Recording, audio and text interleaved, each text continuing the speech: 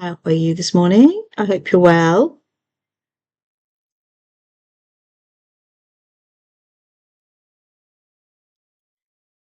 Uh, so we're going to wait a minute or so just to see if anybody else hops on before we get started this morning. If you'd like to say hi in the chat below, that would be really, really great, so I can see who's here and I can say good morning to you. It's a bit of a different time of day for me to do tours. I usually do them 8 o'clock at night UK time, but I thought I'd mix it up a little bit and see if we could do a nice 9 o'clock in the morning UK time. See if I can get some people from somewhere, different parts of the world coming on, because it's a little bit more social for you guys.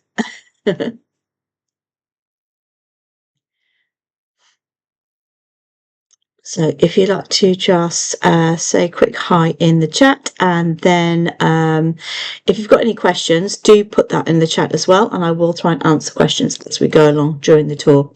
So today we're going to be exploring the Giza Plateau. This is a pre-recorded content from my YouTube channel that we'll be going through, and I'll be talking about the Giza Plateau and what you can find on there, that kind of thing. So we'll be doing that as we go along. But if you want to stop and you want to talk about anything as we go along, we can do that too. All you have to do is just let me know, and we can go from there. 4 a.m. in the US. Wow. That's very hardcore. You're having trouble sleeping, bless you. But good morning and thanks for coming along. I love your screen name too. Right, so shall we get started? You have to excuse my dishevelled state this morning. It is Saturday morning, so not really into getting myself all dolled up first thing in the morning. So here we go then. So this is one of the most iconic views in the world. This is the Giza Plateau in Egypt, and a lot of people think there's only 3 pyramids actually on the Giza Plateau, which is quite obvious because you can see the three big ones there. So you've got the Great Pyramid, which is Khufu, then you've got Khafre, which is the middle pyramid, and then you've got the smaller one, which is Menkaure. Okay, so you have these 3 awesome pyramids there, but actually there's 9 pyramids on the Giza Plateau, and you can see this is a perfect example of this from this view. So you can see here you've got the 3 pyramids, and then directly in front of the smaller one on the left hand side you've got what looks like 2-step pyramids and then a bigger one. Hi, good morning, Anna Marie, how are you? So it's quite, so people do tend to have a misconception that there is only 3 pyramids on the Giza Plateau, but there isn't. There is actually 9. So what are those 2 pyramids there and the little ones? So you have 2 pyramids that, like, they call them the Queen's pyramids, and then you have what they call a satellite pyramid, but we'll get to see that a little bit closer up as we go along. Now, as I have said, this is taken from my YouTube channel, which is a pre-recorded tour that I did when I was in Egypt. So you will get to see me actually in Egypt there in the video as well. There might be an advert or 2 pop up. I've been trying to get rid of the adverts all morning, but they're not having any of it, so I might have to skip forward through an advert or 2 from the YouTube channel as well, so I do apologise for that in advance, but it shouldn't detract from our tour this morning at all. So then let's get started, and also you'll get to have the fun view of me getting on and off a camel. We know how much, if you've been on my tours before, how much I absolutely love that, and I say that very tongue-in-cheek. So here we go. Let me just turn the sound off there. So here we are. So this is what they call the panorama view. And these are the 2 camels that I will be, oh bless you, it's nice to be back. We'll be riding this morning. So we have Cappuccino and we have Pepsi. They are 2 camels that are renowned, well, Cappuccino anyway, for absolutely hating me. Me and Cappuccino, we never got on ever, and every time we saw me he'd start growling. It was bizarre, but hey, he let me ride him, so I mean that was a good thing, I guess. Many people celebrated 4th of July. Oh, of course it is. Happy 4th of July to you today. Of course it is. You know what?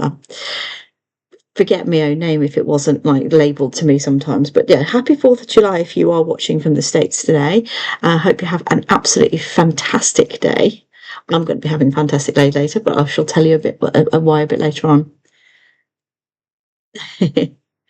So what I'm going to be doing is you can see the guy there, sat there on a camel with a white shirt. That's actually the tourist police. So the police actually are all over the Giza Plateau there to make sure that everybody's safe and sound and everything goes according to plan and as it should do. This is where most of the camels are actually sort of like they kind of go to if they're going to go take tourists around the Giza Plateau area. That is getting a smaller and smaller area now because thankfully animal welfare in Egypt is starting to kick in, and there's going to be a lot less camels and a lot less horses on the Giza Plateau in the future going forward, which is really good news. Oh, sorry. Told you there would be a video. I do apologise. Popping in, which is a bit of a pain in the neck, really. But that's YouTube, nature of YouTube for you. I can't actually find my original videos either, which is a real pain. So once I've actually found those, I'll be able to do a little bit better for you. So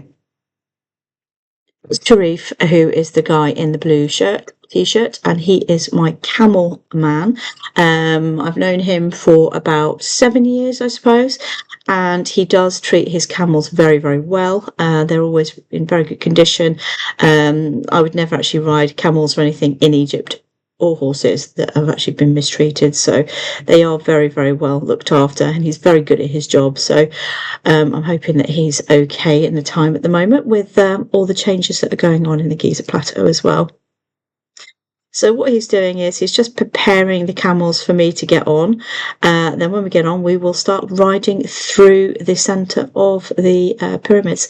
So you can take an iconic view there. That's the most iconic view in the world, isn't it? I mean, you couldn't get any more iconic than that. Camel sat in front of the Giza Plateau. I just think that's just...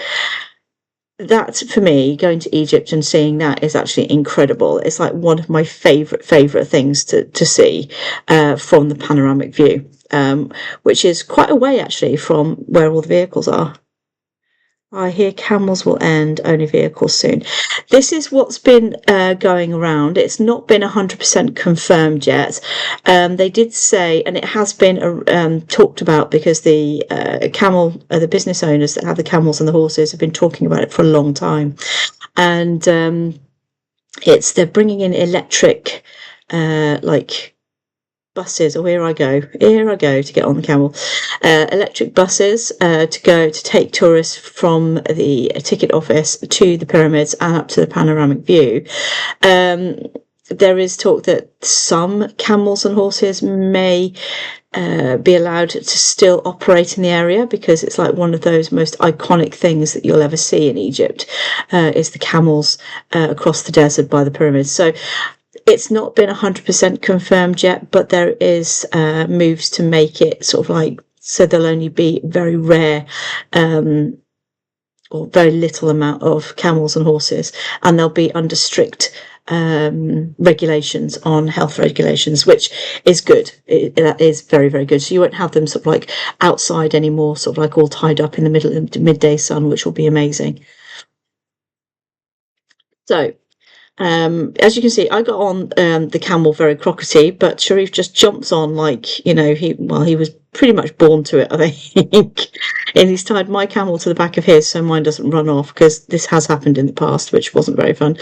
Now, I've ridden horses for years and years and years, and I'm actually quite good at it. But camels, I can never get my head around camels. They lollop along. It's got such a long stride on it. It just never felt safe at all. So what we're going to do now is we're going to make our way down towards Menkaura's pyramid, which is the smallest pyramid on the Giza Plateau. Now, the pyramids are actually built on bedrock. Okay, so when they started building the pyramids,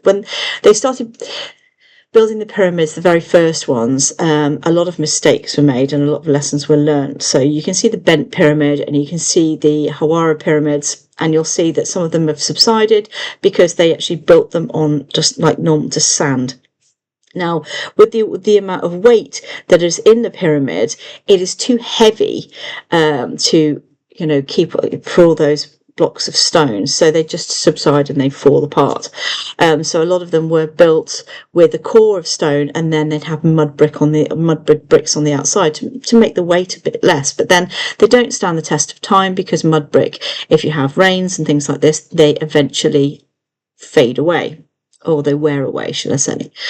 So what people don't realise actually is we have over 118 pyramids within Egypt itself. And as I said, 9 of these on the Giza Plateau. Then you have the pyramids of Saqqara. You have Dashur as well. And then you have the Hawara pyramids. Those are the ones that you can actually go visit today. But yeah, 118 pyramids in total. It's quite a lot of pyramids. So when you look at the view here, you would think the centre pyramid is actually the tallest one, but it isn't. It is the second biggest. The one furthest away, which is Khufu's pyramid, is actually the tallest, and it's only 3 meters higher than the middle pyramid. The reason the middle pyramid, which is Khufu's pyramid, looks so much bigger is because of the ground that it's actually built on. So it's actually on higher ground, or looks like it's higher ground. My camera works a bit dodgy there, look at that. So, it does give the impression that it's a lot bigger, but it isn't. It's actually the same. It's actually 3 meters smaller. Now, the reason why Menkaura's pyramid is so much smaller is because of the bedrock that it's all built on. Excuse the advert that we've got going on here again. I stopped my premium subscription from YouTube, and now it's punishing me because it wants me to buy it back again. Good God.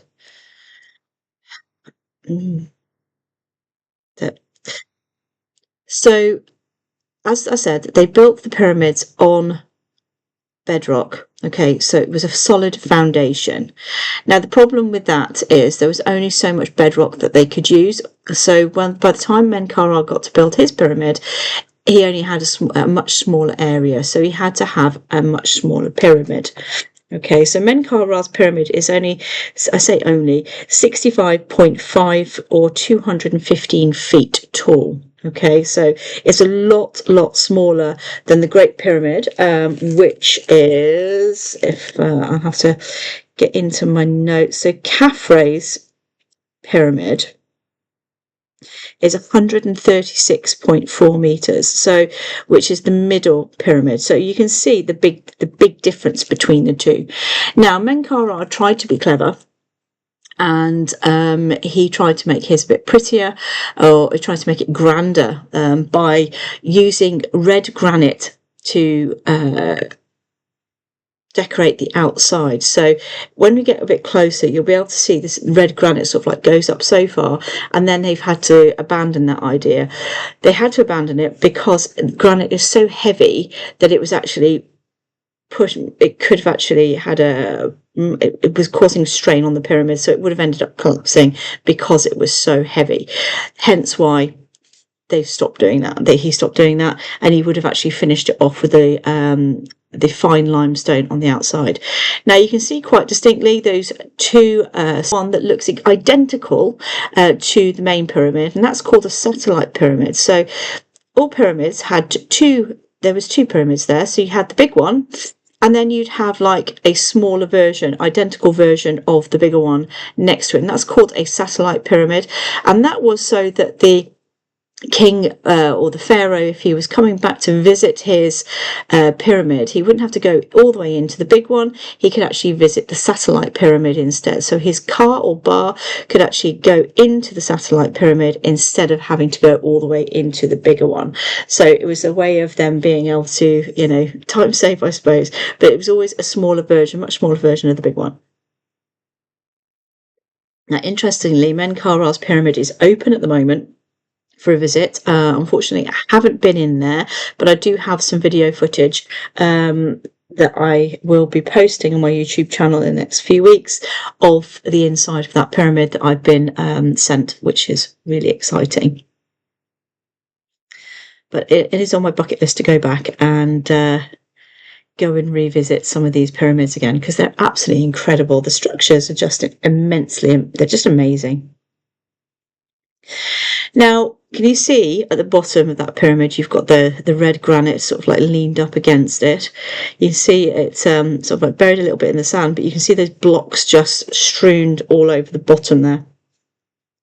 Now, don't forget, if you do have any questions as we go along, please do ask. I do like having a bit of interaction with my followers, so please do ask away, and I will do my best to answer as much as I can. See, get a proper view of that satellite pyramid now. Now, a lot of the satellite pyramids, and also there's a big pyramid on the Giza Plateau that actually disappeared, which is further off into the desert, because they used that stone to actually build old Cairo. And then when we sweep the camera around it in a little bit, you'll be able to see exactly how close Giza city is to the actual plateau itself. Because you think this is just in the middle of the desert, in the middle of nowhere, but actually you'll be riding along on a minibus or in a taxi. 1 minute there's nothing there, the next minute, boom, there's a pyramid. It's just incredible how they just pop up. Now, this building that you've got coming up on the right in front of us, that is actually part of a temple. So all the pyramids would have had a causeway, or a walkway up to them.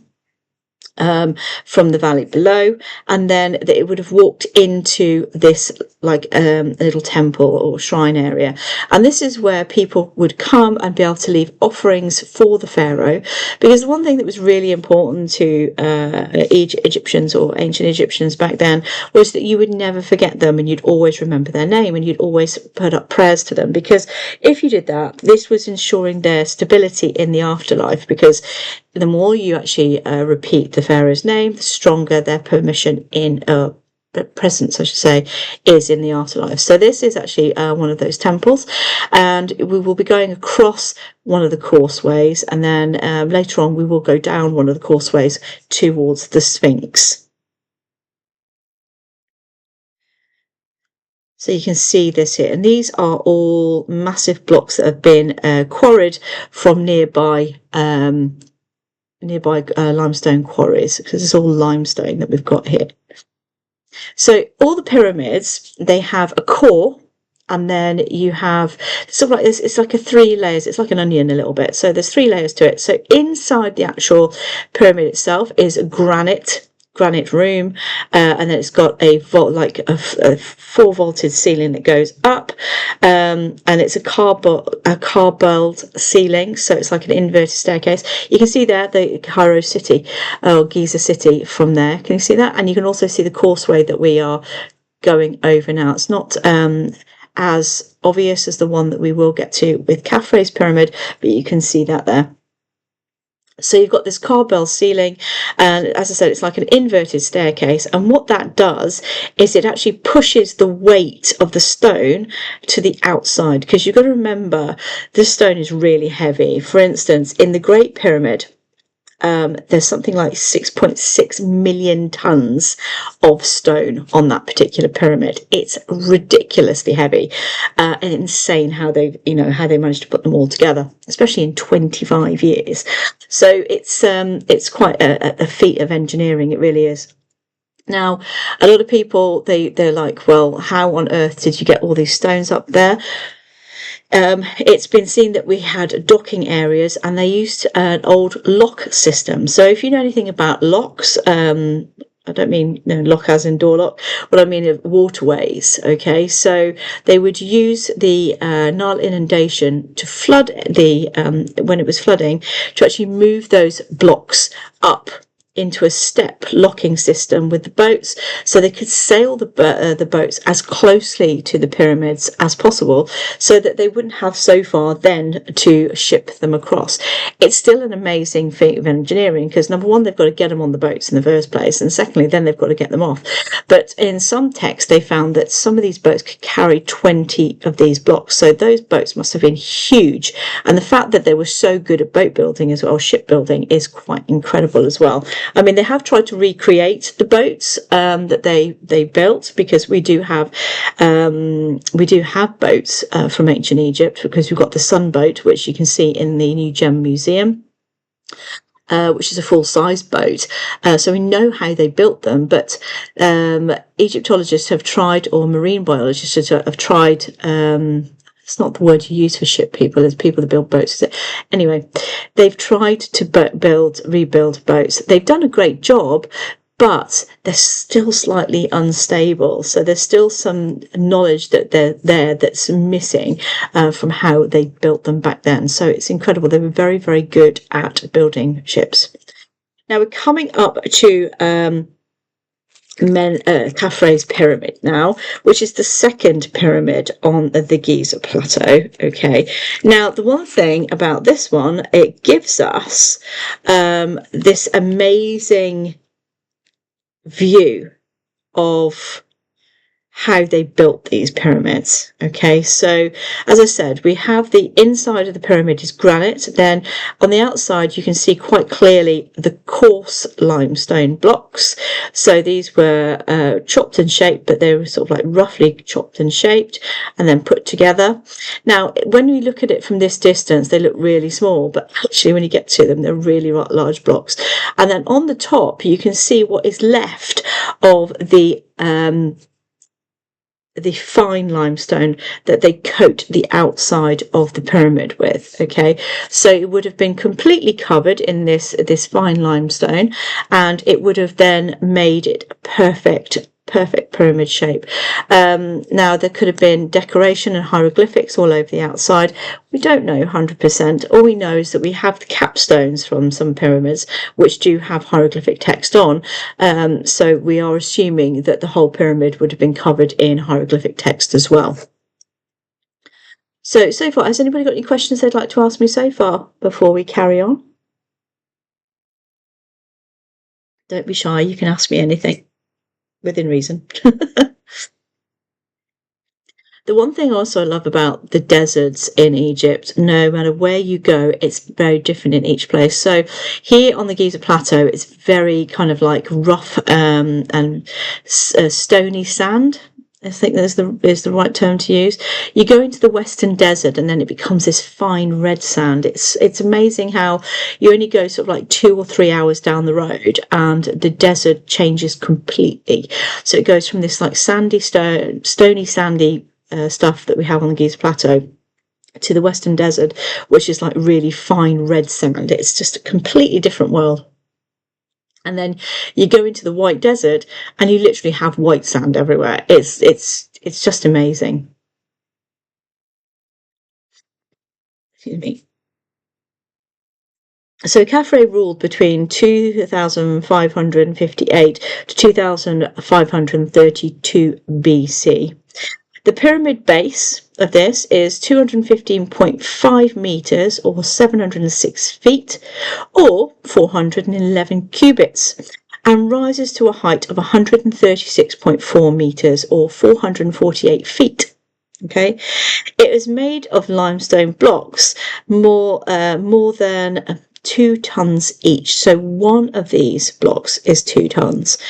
The slope of the pyramid is 53 degrees, 53.08 degrees, and which is slightly steeper actually than his father's pyramid. Sorry about these adverts, I do apologise. There's nothing I could do about them, I'm afraid. It is irritating though. So Khafre's pyramid sits on the bedrock 10 meters higher than Khufu's pyramid. So this is why it has this appearance of being a lot taller. It's not taller, it's just he's built it on a better, on a higher ridge, which I suppose if Khufu had the thought about it, he would have done it himself. Now in front of us you can see the desert. Now over in that direction, I'm pointing over there, that is where the workers' village was. So a few years ago, a French archaeologist actually found the workers' village for the pyramids. Not only that, he actually found the ancient rubbish dump as well. Now, they say one man's rubbish is another man's treasure, and they weren't kidding in this case, because the rubbish that they found on the Giza Plateau told us so much about the diet of the Egyptians, what they were eating, what they were drinking, how they were working. There was little ostraca being little bits of pottery or brick or slate that had like notes on. So we found so much information from this rubbish dump, because for a long time people were like, oh yeah, slaves built the pyramids. It was all done by slaves. Well, firstly, and I always say this to people, would slaves have done such a good job because they're being forced into doing something they didn't like? Even if you beat somebody to, almost to death, they're not going to want to build something as incredible with such care and attention. Also, they did find it was a stela which is like made out of granite or stone, and it's got hieroglyphic text on it that says that no foreigner was allowed to touch the house of the gods. So actually, no, they didn't use slaves to do these jobs. They might have had them in the quarries, but they didn't have them putting the houses of the gods together, because don't forget, the pharaoh was known as the living god on earth. Okay, so he was a walking, talking god. As you can see, we're coming up to the next causeway, and you've got another one of those temples there. Now, also, what I didn't realise until I went to the Saqqara complex where the step pyramid is, there is a pyramid to the pharaoh Unas, and this pyramid has a really lovely causeway, and I didn't realise that actually that it was all enclosed and covered up, so you would have to go through like a tunnel to get to it. So it would have been a dark tunnel, and this tunnel was actually covered in hieroglyphics as well, and this actually predates the Giza Plateau. So this is actually done in the 4th dynasty, whereas the Unas pyramids, I think it's the 3rd dynasty. So it was actually like quite a large walkway, but it would have actually had sides and a top on it, so it would have been like a tunnel that you're walking down, which I find quite incredible. I feel bad for the pharaohs thinking their monarchs would be left alone forever. Yeah, I guess in a way, yeah, it is a little bit sad that, but if you think about it, they are still here. They may not be as they left them, but they are still here. And I think, as I say, the pharaohs, they wanted us to be able to repeat their names for eternity, okay? So if we didn't, like, put their stuff in museums and, have to keep them safe, so to speak, we wouldn't know who they were, and we wouldn't be repeating their names. So then they would become non-existent in their afterlife. But actually, yes, we put them in museums. Yes, we've, we're still digging stuff up, thousands of years later, but we're not doing it and putting it in private collections or destroying it, which happened in the 1800s.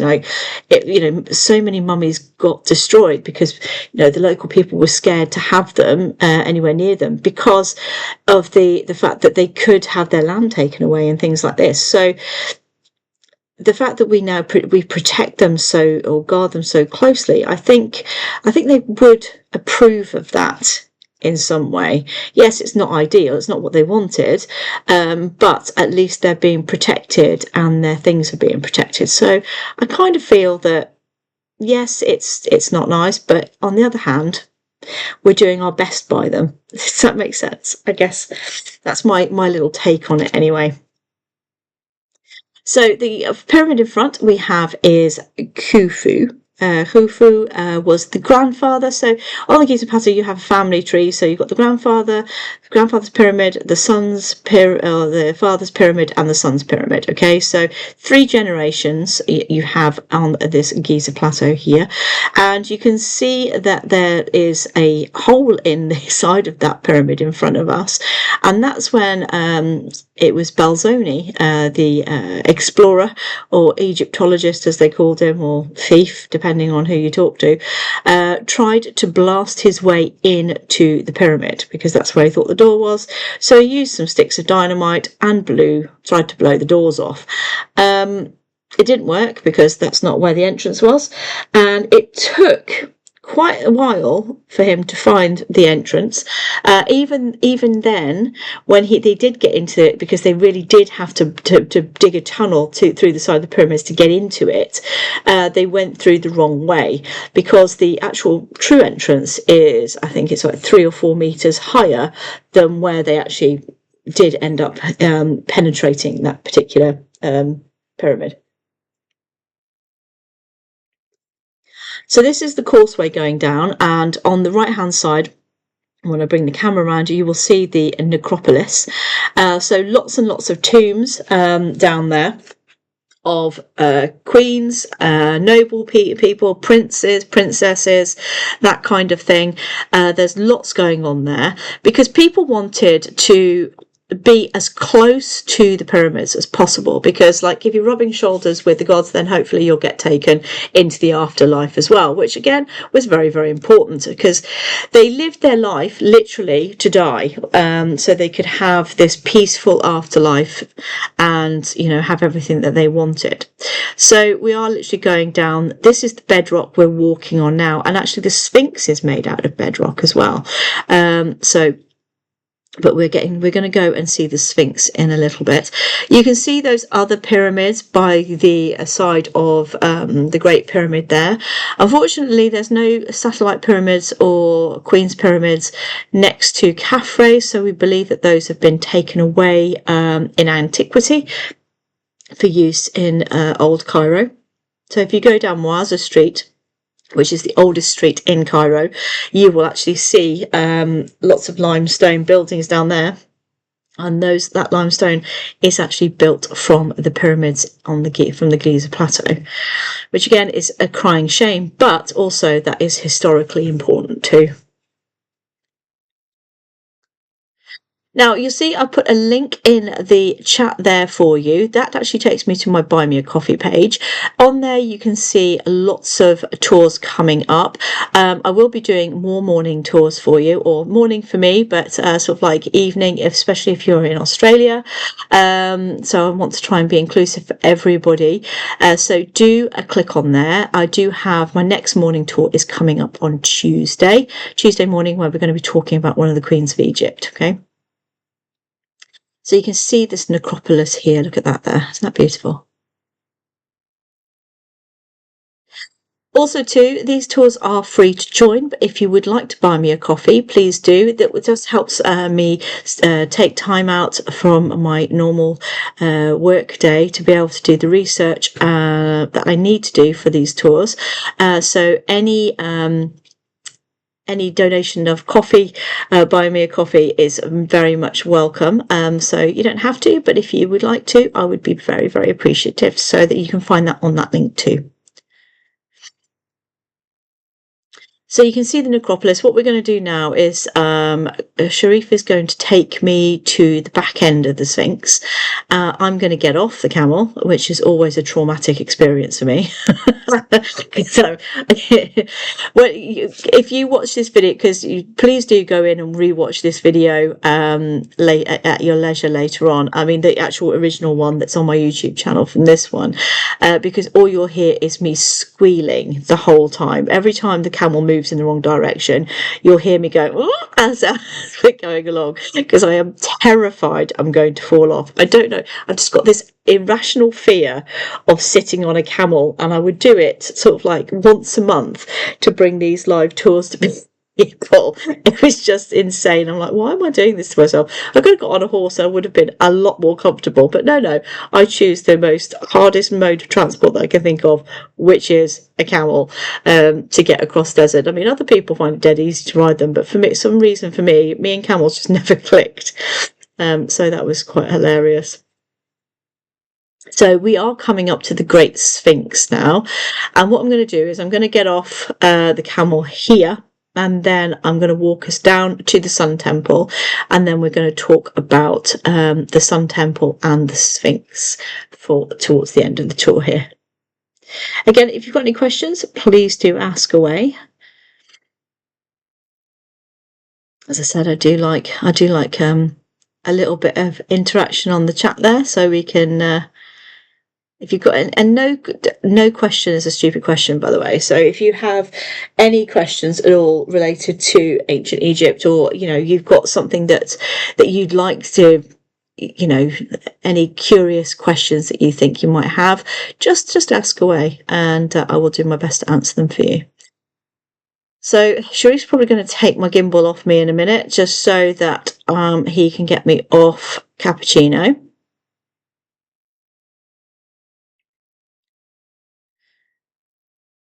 Which is always, a traumatic, there you go. You can see the look of absolute abject terror on my face. It's just like, no, I don't like this.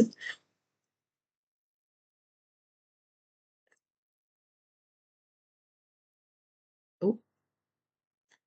You do feel like you are being catapulted forward on them, and I really skip off as quickly as I possibly can, because you just never know if they're just going to walk or try and get back up again, and that would be a disaster for me because I've only got little legs. So that is cappuccino and Pepsi. I'm going to leave them now and make my way down to the Sphinx and the Sun Temple.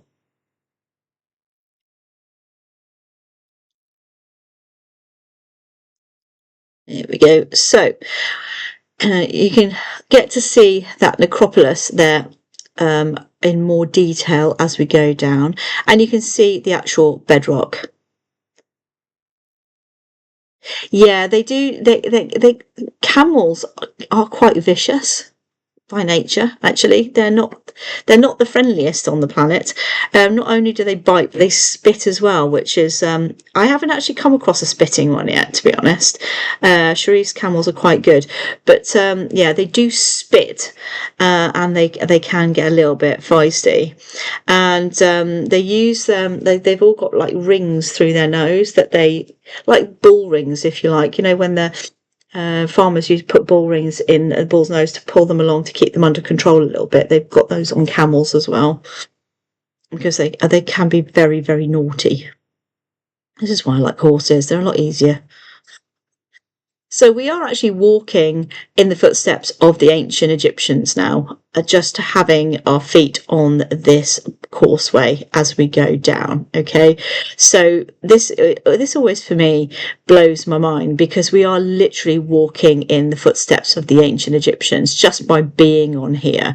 And the thing with it was, back in those days, the normal people wouldn't have been able to walk along here. So you and I wouldn't be allowed to. We'd be allowed to go so far, but we wouldn't be able to go all the way, because, again, they were sacred places and the houses to the gods. Bit of a look at the Sphinx there. So the fact that we're able to do this now is quite a privilege, really, because back in ancient times, we would have been able to see them from afar, but not close up. So question that people ask is, how on earth did they manage to build such a massive thing with stone that's 2 tons per one in 25 years? How is that even possible? Well, still there's questions outlining how they managed to get the stone from the boats up into the pyramid itself. But I mean, they are getting close to that. Hopefully one day they will find, like they did with the they found some oh gosh, what was his name now? There was a pyramid, papyrus that they found with a load of boats on the coast on the Red Sea in caves. And this pyramid, this text, it was a diary. It's like a captain's log, the Joff Papyrus. That's it. The Joff Papyrus basically told us what was going on the Giza Plateau at that time, when Captain Joff was taking the stone across the Red Sea to the Giza Plateau. This papyrus is invaluable. I mean, it just tells us so much. It told us about the people that were working there, who was there the day that he arrived at the Giza Plateau, who he talked to, all this kind of stuff. It was incredible. And what we found from this papyrus was an ingenious way for the pharaoh to actually extend his workforce. Okay, so what he did, I'm giving the credits to the pharaoh, but I'm sure it was his administration that did this.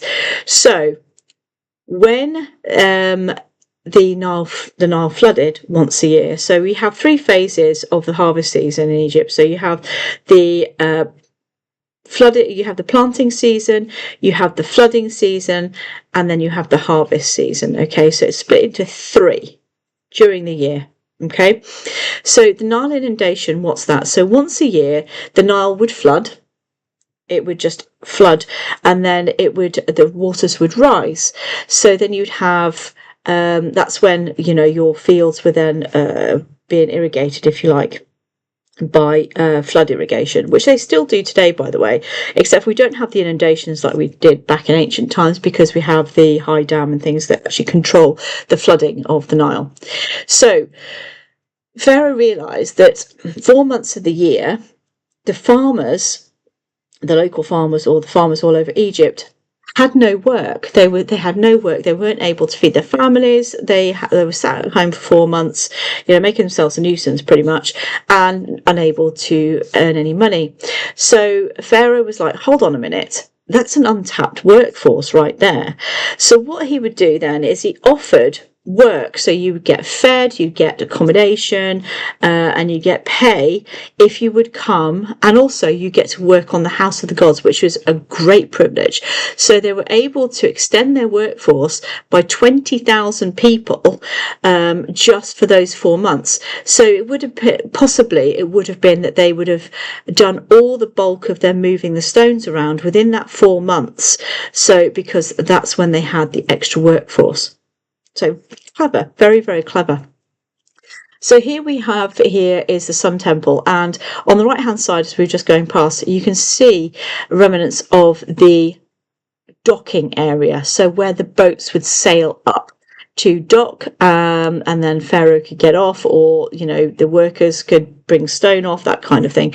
But this was just like one example of this. Unfortunately, a lot of information on the Giza Plateau is lost because we have the city right next to us. So there would have been a lot of stuff buried underneath that city, but we've lost it now, unfortunately. Now this is called the Sun Temple. This is Khafre's Sun Temple, and it leads on to the Sphinx. Now pay close attention to the blocks here in the Valley Temple, because it's incredible how tightly packed. You couldn't even get a piece of paper between the stones.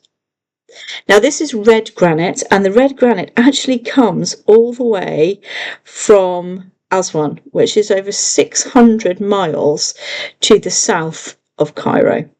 600. It was easier to get the blocks up to the pyramid of the Giza Plateau, because the Nile actually runs opposite. So instead of flowing from north to south, it actually flows from south to north. So this is why they call Cairo Lower Egypt, and why they call Luxor, which is the top Upper Egypt, even though it's in the south, because it's at the top end of the River Nile and not at the bottom. So the Sun Temple, the Valley Temple is very unique in the fact that these blocks they're all made of granite. The symmetry in here is absolutely insane. I mean, it's beautiful. The symmetry is just incredible, and you'll see there's like little niches in the floor, so little cut rectangular cut spaces in the floor, and these are believed to have held statues of Pharaoh and possibly the gods as well. I think there's 23 of them, or 24 of them in total. An example of one of these statues you can see in the Cairo Museum, and it is of Khafre, believed to be Khafre, with Horus at his back. So like he's got a winged falcon on his back, and this is believed to have come from this area here in the Sun Temple. As you can see, it's really, really, really busy, but we're going to make our way up this little gully up into this Sphinx area. Again, has anybody got any questions they'd like to ask as we go along? For the last little bit of the tour here. I hope you're enjoying it so far.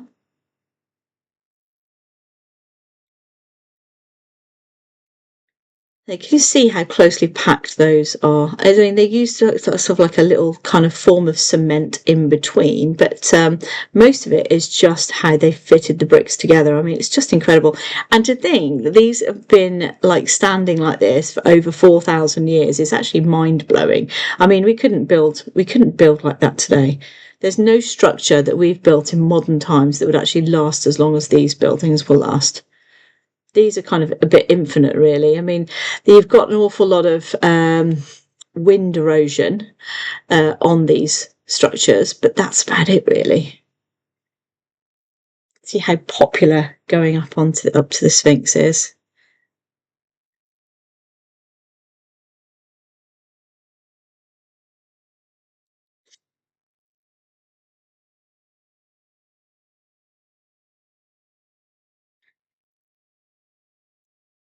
You see how hot it is. And I think when I did this video, it was about 9 o'clock in the morning. So, you can see how busy it gets.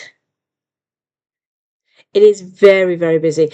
Now, usually when I go and do things like this, I will get there. If I'm doing stuff for myself, I will get there at 7 o'clock when the doors open. So if you visit Egypt and you want to go into the pyramids, my advice is to get there as soon as the ticket office opens. Get your ticket and get straight to the pyramid you want to see. Because I've been in there when there's only been like 3 people in there to start. And that's just incredible to be able to do that. So yeah, it's to get there as early as you possibly can, because the coaches start rolling in and then it's manic. You can be waiting outside to get into a pyramid for ages, and it's not pleasant going into a pyramid when there's lots of people in there already, because it's a very tight space to get in and out as it is. So trying to get past people is a bit of a nightmare. So I always go very, very early in the morning, and then just get it done. And then I'm kind of like back at my hotel, sort of like sipping a cocktail before they've even started in the morning, because it's the best way to do it. So the Great Sphinx then. So this is one of the most famous statues in the world, I would say. It really is incredible piece of work, this one. And it is made out of limestone. It's a limestone statue, and it's a mystical creature with a human head and the body of a lion. Now, they believe this is Khafre, just by taking measurements of the head and then taking measurements of the statue I talked about earlier, and they are identical. Now, can you see between the paws of the Sphinx, there seems to be like a granite block in between his paws. That is called the Dream Stealer. And that was put there by Thutmose IV quite a long time after the pyramids were built. It was said that Pharaoh Thutmose IV fell asleep in the shadow of the Sphinx's head, because the Sphinx was buried up to his neck in sand.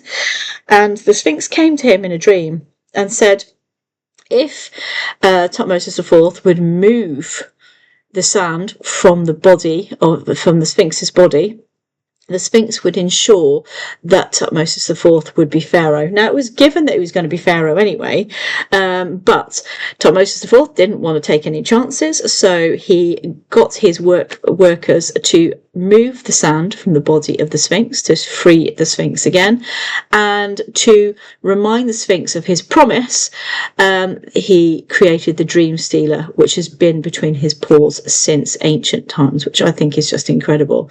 So that's the Dream Stealer there.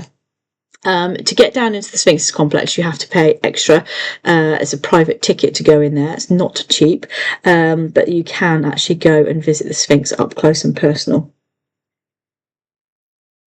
So the Sphinx is actually carved out of one piece of bedrock. People keep saying, oh, there's chambers there, there's a library there. I'm not quite sure how that would work, because the Sphinx isn't a hollow creature. It is one bit of stone. And as I said, it is made out of the bedrock as well, which is the limestone bedrock. So, I mean, it's an incredible piece of engineering, the fact that they've managed to do this. You can see all the wind erosion there as well on the body of the Sphinx. But I just love, my favourite part, the head's great and all that, but actually the back end of the Sphinx is quite incredible as well. And there's the little tail, there's little paws there. I just think they're amazing. A lot of people think that the French were responsible for shooting the nose of the Sphinx off. It wasn't them at all. It was when I think it was during the Ottoman Empire, when the Arabs invaded Egypt or took over Egypt at the time. It was actually the Arabs that shot the nose off the Sphinx. So yeah, it wasn't the French. We keep blaming the French, but it wasn't them.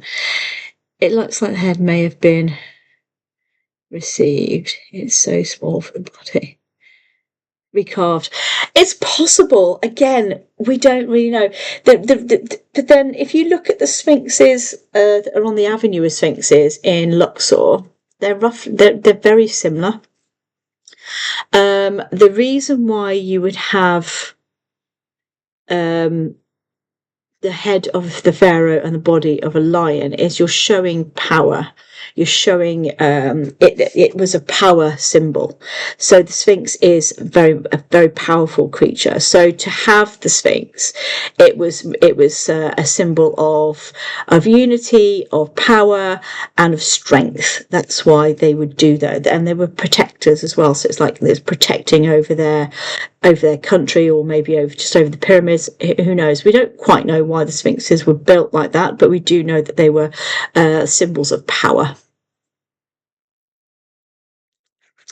So that is the end of that video there. Let's take you away from there. Yeah, I hope you've enjoyed going around the Sphinx's Avenue with me. Does anybody have any questions before we wrap up this morning's tour? I hope you've all enjoyed coming along with me this morning. It's been great seeing a couple of familiar faces in there. Don't forget, if you want to see what other tours I've got coming up, you can go onto my Buy Me a Coffee page. If you click on the Extras tab, that's where all the tours are there. So you can see I've got another morning tour on Tuesday, to think about that, 8 a.m. my time this time, because I have to do it before work. So 8 a.m. In the morning. So do join me for that, because that's going to be great fun. As I said, if you would like to buy me a coffee, that would be absolutely amazing and would mean so much to me, because it just helps me keep going with these tours and bringing more and more. And I will start making this a regular thing if you're enjoying it, that I'll make doing these tours on a morning for me, a bit more, maybe once a week from next week going onwards. So I hope you've enjoyed coming along with me today.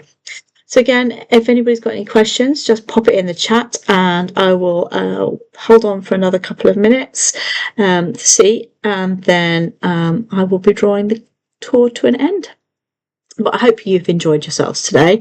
I've had great fun with you guys, and I hope you've enjoyed reliving the pyramids with me as well. I will get that pyramid video sorted out, because the adverts on YouTube are an absolute nightmare, aren't they? So sorry about that. But yeah, I've got do check out my YouTube channel if you've not been on there before. There's over 104 videos on there of various places all over Egypt, as well as museums. One of my things that I'm doing at the moment is every time I go somewhere, I have a look in the area and see if there's a museum and if there's ancient Egyptian artifacts in that museum. If there is, then I go and video it. So we have a constant record of the Egyptology that is in different places around the world. So do check that out as well. and I've got a great video of the Turin Museum in Italy, which is one of the biggest Egyptian collections outside of Egypt. So do check that out because it's a beautiful museum. Absolutely took my breath away.